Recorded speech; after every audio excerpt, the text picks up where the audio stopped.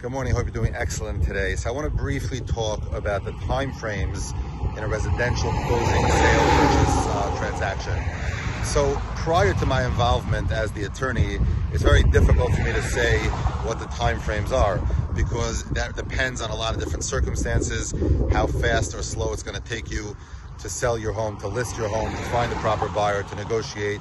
That is done with a broker or directly with a purchaser or the seller. Then it comes to my desk usually when there's an accepted offer. Once that happens, it's a few days until the contract is negotiated. And once it's negotiated, you sign contract. If you're the purchaser, you sign contract first. You give the deposit at that time, and then usually within a day or two later, the sellers will send back their signed contract, and at that point you'll be in contract.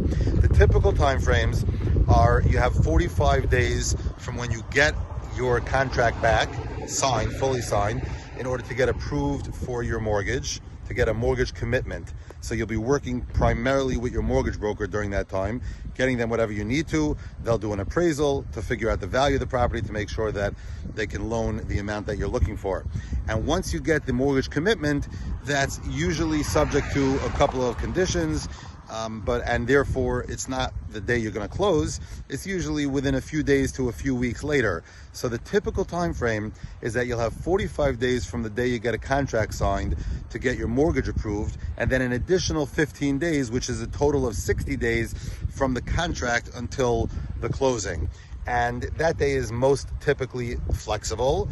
So, it's could be moved up if the sellers agree and if you want to, and it could be moved, give or take, 15 to 30 days flexibility.